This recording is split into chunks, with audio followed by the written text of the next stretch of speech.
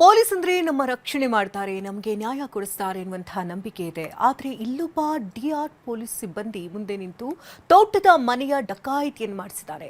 ಇಡೀ ಪೊಲೀಸ್ ಇಲಾಖೆ ತಲೆ ತಗ್ಗಿಸುವಂತಾಗಿದೆ.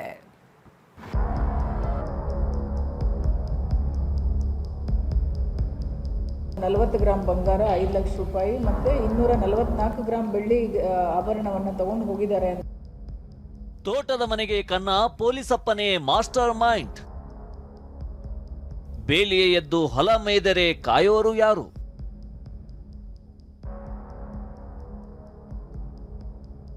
ಬೆಂಗಳೂರಿನಲ್ಲಿ ಎಟಿಎಂ ವಾಹನ ದರೋಡೆ ಕೇಸ್ನಲ್ಲಿ ಪೊಲೀಸ್ ಕಾನ್ಸ್ಟೇಬಲ್ನೇ ಸಂಚು ರೂಪಿಸಿದ್ದ ಪ್ರಕರಣ ಭಾರೀ ಸದ್ದು ಮಾಡಿತ್ತು. ಇದೀಗ ಹಾವೇರಿಯಲ್ಲಿ ನಡೆದಿರುವ ಮನೆಗಳ್ಳತನ ಕೇಸ್ನಲ್ಲೂ ಪೊಲೀಸ್ ಒಬ್ಬನ ಕೈವಾಡ ಬಯಲಾಗಿದೆ. ಹಿರೇಕೆರೂರು ತಾಲೂಕಿನ ಹಳೆ ನಿಡನೇಗುಲು ಗ್ರಾಮದಲ್ಲಿ ಘಟನೆ ನಡೆದಿದೆ. ಇಲ್ಲಿನ ಮಲ್ಲನಗೌಡ ಪಾಟೀಲ್ ಅನ್ನೋರ ಮನೆಗೆ ಜನವರಿ 19ರಂದು ಕಳ್ಳರು ಕನ್ನ ಹಾಕಿದ್ರು. ಮನೆಯವರನ್ನ ಬೆದರಿಸಿ 9 ಗ್ರಾಂ ಚಿನ್ನ, ಅರ್ಧ ಕೆಜಿ ಬೆಳ್ಳಿ ಮತ್ತು 5 ಲಕ್ಷ ಹಣ ಕದ್ದೊಯ್ದಿದ್ರು. ನಾನು ಮತ್ತು ನನ್ನ ಹೆಂಡತಿ ಮತ್ತು ನನ್ನ ಮಗ ಮತ್ತು ನನ್ನ ತಾಯಿ ಮತ್ತು ಅವರ ತಾಯಿ ಅಂದರೆ ನನ್ನ ಹೆಂಡತಿ ತಾಯಿ ಮಲಗಿದ್ದಾಗ ಬಂದುಬಿಟ್ಟು ಆ ಡೋರ್ನ ಹೊಡೆದಾದ್ಮೇಲೆ ನನಗೆ ಅವಾಗ ಎಚ್ಚರ ಆಯಿತು. ಡೈರೆಕ್ಟ್ 5 ಜನನೂ ಒಳಗಡೆ ನುಗ್ಗಿದ್ರು.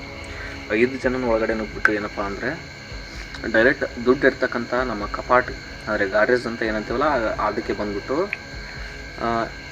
ದುಡ್ಡು ಮತ್ತು ಅದರಲ್ಲಿರ್ತಕ್ಕಂಥ ಬಂಗಾರ ಬೆಳ್ಳಿ ಏನಿದೆಯಲ್ಲ ಅದನ್ನು ತಗೊಂಡ್ರು.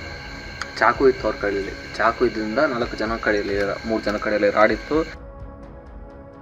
ಈ ಕಳ್ಳತನ ಪ್ರಕರಣ ಭೇದಿಸಿರುವ ಪೊಲೀಸರು ಶಾಕಿಂಗ್ ವಿಚಾರ ಬಯಲಾಗಿದೆ.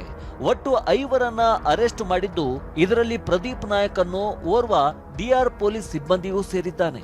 ಹಿರೇಕೆರೂರು ಸ್ಟೇಷನ್ನಲ್ಲಿ ಕೆಲ ವರ್ಷ ಕಾರು ಚಾಲಕನಾಗಿ ಕೆಲಸ ಮಾಡಿದ್ದ ಈತ ನಂತರ ಹಾವೇರಿಯ ಡಿಆರ್ ಕಚೇರಿಯಲ್ಲಿ ಕೆಲಸ ಮಾಡ್ತಿದ್ದ. ಈತನೇ ಈ ಕಳ್ಳತನದ ಮಾಸ್ಟರ್ ಮೈಂಡ್ ಎನ್ನಲಾಗಿದೆ.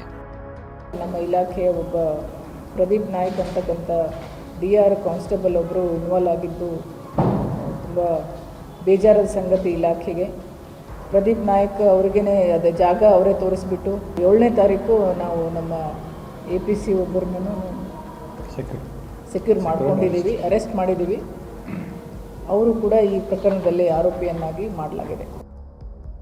ಅದೇನೇ ಆಗ್ಲಿ, ಕಾನೂನು ಸುವ್ಯವಸ್ಥೆ ಕಾಯಬೇಕಾದ ಪೊಲೀಸರೇ ಇತ್ತೀಚೆಗೆ ದರೋಡೆ ಕಳ್ಳತನ ಪ್ರಕರಣಗಳಲ್ಲಿ ಶಾಮೀಲಾಗ್ತಿರೋದು ಆತಂಕ ಮೂಡಿಸಿದೆ.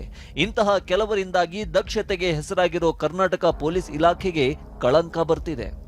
ಅಣ್ಣಪ್ಪ ಬಾರ್ಕಿ, TV9 ಹಾವೇರಿ.